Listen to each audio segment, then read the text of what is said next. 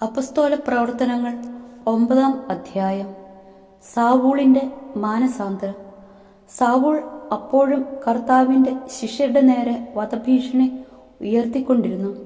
അവൻ പ്രധാന പുരോഹിതനെ സമീപിച്ച് ക്രിസ്തുമാർഗം സ്വീകരിച്ച സ്ത്രീ പുരുഷന്മാരിൽ ആരെ കണ്ടാലും അവരെ ബന്ധനസ്ഥരാക്കി ജെറൂസലേമിലേക്ക് കൊണ്ടുവരാൻ ദമാസ്കസിലെ സിനഗോഗുകളിലേക്കുള്ള അധികാരപത്രങ്ങൾ ആവശ്യപ്പെട്ടു.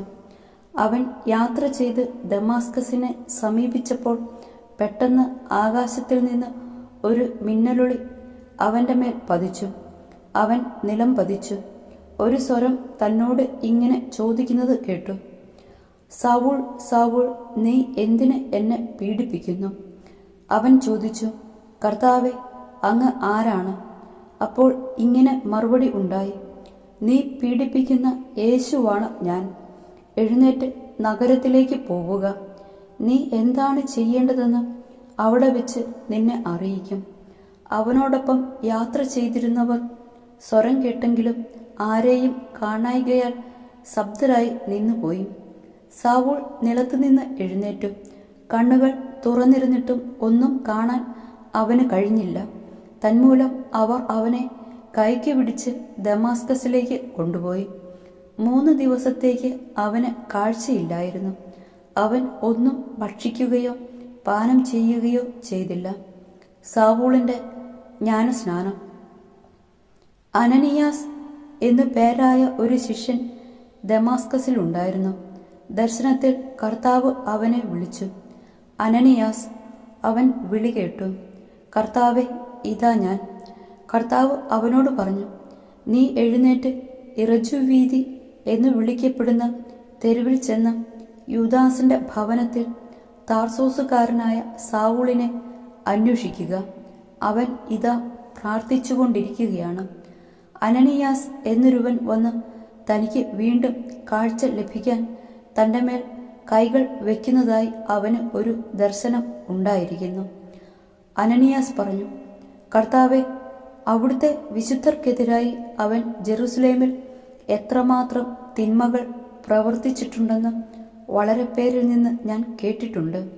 ഇവിടെയും അവിടുത്തെ നാമം വിളിച്ചപേക്ഷിക്കുന്ന സകലരെയും ബന്ധനസ്ഥരാക്കുന്നതിനുള്ള അധികാരം പുരോഹിത പ്രമുഖന്മാരിൽ നിന്ന് അവൻ സമ്പാദിച്ചിരിക്കുന്നു. കർത്താവ് അവനോട് പറഞ്ഞു: നീ പോവുക. വിജാതിയരുടെയും രാജാക്കന്മാരുടെയും ഇസ്രായേൽ മക്കളുടെയും മുമ്പിൽ എൻ്റെ നാമം വഹിക്കാൻ തെരഞ്ഞെടുക്കപ്പെട്ട പാത്രമാണ് അവൻ. എൻ്റെ നാമത്തെ പ്രതി അവൻ എത്രമാത്രം സഹിക്കേണ്ടി വരുമെന്ന് അവന് ഞാൻ കാണിച്ചു കൊടുക്കും. അനനിയാസ് ചെന്ന് ആ ഭവനത്തിൽ പ്രവേശിച്ച് അവൻ്റെ മേൽ കൈകൾ വെച്ചുകൊണ്ട് പറഞ്ഞു: സഹോദരനായ സാവൂൾ, മാർഗമധ്യേ നിനക്ക് പ്രത്യക്ഷപ്പെട്ട കർത്താവായ യേശു നിനക്ക് വീണ്ടും കാഴ്ച ലഭിക്കുന്നതിനും നീ പരിശുദ്ധാത്മാവിനാൽ നിറയുന്നതിനും വേണ്ടി എന്നെ അയച്ചിരിക്കുന്നു. ഉടൻ തന്നെ ചെതുമ്പല് പോലെ എന്തോ ഒന്ന് അവന്റെ കണ്ണുകളിൽ നിന്ന് അടർന്നു വീഴുകയും അവന് കാഴ്ച തിരിച്ചു കിട്ടുകയും ചെയ്തു. അവൻ എഴുന്നേറ്റ് ജ്ഞാനസ്നാനം സ്വീകരിച്ചു. അനന്തരം അവൻ ഭക്ഷണം കഴിച്ച് ശക്തി പ്രാപിക്കുകയും ദമാസ്കസിലെ ശിഷ്യന്മാരോടുകൂടെ കുറെ ദിവസം താമസിക്കുകയും ചെയ്തു. അധികം താമസിയാതെ യേശു സിനഗോഗുകളിൽ പ്രഘോഷിക്കാൻ തുടങ്ങി. അത് കേട്ടവരെല്ലാം വിസ്മയഭരിതരായി പറഞ്ഞു: ജെറുസലേമിൽ ഈ നാമം വിളിച്ചപേക്ഷിക്കുന്നവരെ പീഡിപ്പിച്ചിരുന്നത് ഇവനല്ലേ? ഇവിടെയും അങ്ങനെയുള്ളവരെ ബന്ധനസ്ഥരാക്കി പുരോഹിത പ്രമുഖന്മാരുടെ മുമ്പിൽ കൊണ്ടുപോകാൻ വേണ്ടിയല്ലേ ഇവൻ വന്നിരിക്കുന്നത്? സവൂളാകട്ടെ കൂടുതൽ ശക്തി ആർജിച്ച് യേശു തന്നെയാണ് ക്രിസ്തു എന്ന് തെളിയിച്ചുകൊണ്ട് ദമാസ്കസിൽ താമസിച്ചിരുന്ന യഹൂദന്മാരെ ഉത്തരം മുട്ടിച്ചിരുന്നു. കുറെ നാൾ കഴിഞ്ഞപ്പോൾ അവനെ വധിക്കാൻ യഹൂദന്മാർ ഗൂഢാലോചന നടത്തി. അത് സാവൂളിന്റെ ശ്രദ്ധയിൽപ്പെട്ടു. അവനെ വധിക്കാൻ രാവും പകലും അവർ കവാടങ്ങളിൽ ശ്രദ്ധാപൂർവം കാത്തുനിന്നു. എന്നാൽ അവന്റെ ശിഷ്യന്മാർ രാത്രി അവനെ ഒരു കുട്ടയിലിരുത്തി മതിലിന് മുകളിലൂടെ താഴെയിറക്കി. സാവൂൾ ജെറൂസലേമിൽ ജെറൂസലേമിലെത്തിയപ്പോൾ ശിഷ്യരുടെ സംഘത്തിൽ ചേരാൻ അവൻ പരിശ്രമിച്ചു. എന്നാൽ അവർക്കെല്ലാം അവനെ ഭയമായിരുന്നു. കാരണം അവൻ ഒരു ശിഷ്യനാണെന്ന് അവർ വിശ്വസിച്ചില്ല. ബാർണബാസ് അവനെ അപ്പസ്തോലന്മാരുടെ അടുക്കൽ കൂട്ടിക്കൊണ്ടുവന്നു. സാവുൾ വഴിയിൽ വെച്ച് കർത്താവിനെ ദർശിച്ചതും അവിടുന്ന് അവനോട് സംസാരിച്ചതും ദമാസ്കസിൽ വെച്ച് യേശുവിന്റെ നാമത്തിൽ അവൻ ധൈര്യപൂർവം പ്രസംഗിച്ചതും ബാർണബാസ് അവരെ വിവരിച്ച് കേൾപ്പിച്ചു. അനന്തരം സാവുൾ അവരോടൊപ്പം ജെറുസലേമിൽ ചുറ്റി സഞ്ചരിച്ചുകൊണ്ട് കർത്താവിന്റെ നാമത്തിൽ ധൈര്യത്തോടെ പ്രസംഗിച്ചു. ഗ്രീക്കുകാരോടും അവൻ പ്രസംഗിക്കുകയും വാദപ്രതിവാദത്തിൽ ഏർപ്പെടുകയും ചെയ്തു. അവരാകട്ടെ അവനെ വധിക്കാൻ ശ്രമിച്ചുകൊണ്ടിരുന്നു. എന്നാൽ ഈ വിവരമറിഞ്ഞ സഹോദരന്മാർ അവനെ കേസറിയായിൽ കൊണ്ടുവന്ന് താർസോസിലേക്ക് അയച്ചു. അങ്ങനെ യൂദയ, ഗലീലി, സമരിയ എന്നിവിടങ്ങളിലെ സഭയിൽ സമാധാനമുളവായി. അത് ശക്തി പ്രാപിച്ച് ദൈവഭയത്തിലും പരിശുദ്ധാത്മാവ് നൽകിയ സമാശ്വാസത്തിലും വളർന്നു വികസിച്ചു. പത്രോസിന്റെ സഭാ സന്ദർശനം. പത്രോസ് ചുറ്റി സഞ്ചരിക്കുന്നതിനിടയിൽ ലിദിയായിലെ വിശുദ്ധരുടെ അടുക്കിലെത്തി. അവിടെ ഐനയാസ് എന്നൊരുവനെ അവൻ കണ്ടുമുട്ടി. അവൻ 8 വർഷമായി തളർവാദം പിടിപെട്ട് രോഗശയ്യയിലായിരുന്നു. പത്രോസ് അവനോട് പറഞ്ഞു, ഐനയാസെ, യേശുക്രിസ്തു നിന്നെ സുഖപ്പെടുത്തുന്നു. എഴുന്നേറ്റ് നിന്റെ കിടക്ക ചുരുട്ടുക. ഉടൻ തന്നെ അവൻ എഴുന്നേറ്റു.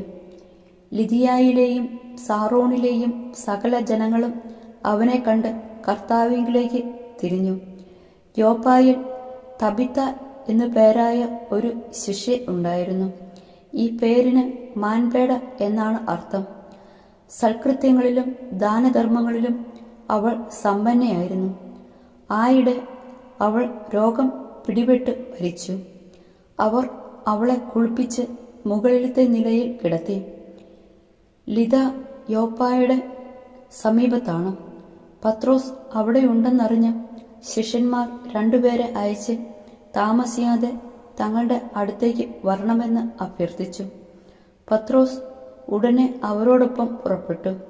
സ്ഥലത്തെത്തിയപ്പോൾ അവനെ മുകളിലത്തെ നിലയിലേക്ക് അവർ കൂട്ടിക്കൊണ്ടുപോയി. വിധവകളെല്ലാവരും വിലപിച്ചുകൊണ്ട് അവന്റെ ചുറ്റും നിന്നു. അവൾ ജീവിച്ചിരുന്നപ്പോൾ നിർമ്മിച്ച വസ്ത്രങ്ങളും മേലങ്കികളും അവർ അവനെ കാണിച്ചു. പത്രോസ് എല്ലാവരെയും പുറത്താക്കിയതിനു ശേഷം മുട്ടുകുത്തി പ്രാർത്ഥിച്ചു. പിന്നീട് മൃതശരീരത്തിന്റെ നേരെ തിരിഞ്ഞ് പറഞ്ഞു, തബിത്ത, എഴുന്നേൽക്കൂ. അവൾ കണ്ണു തുറന്നു. പത്രോസിനെ കണ്ടപ്പോൾ അവൾ എഴുന്നേറ്റിരുന്നു. അവൻ അവളെ കൈക്ക് പിടിച്ച് എഴുന്നേൽപ്പിച്ചു. പിന്നീട് വിശുദ്ധരെയും വിധവകളെയും വിളിച്ച് അവളെ ജീവിക്കുന്നവളായി അവരെ ഏൽപ്പിച്ചു. ഇത് യോപ്പ മുഴുവൻ പരസ്യമായി. വളരെ പേർ കർത്താവിൽ വിശ്വസിക്കുകയും ചെയ്തു. അവൻ തുകൽപ്പണിക്കാരനായ ശിമയോന്റെ കൂടെ യോപ്പായിൽ കുറെ നാൾ താമസിച്ചു.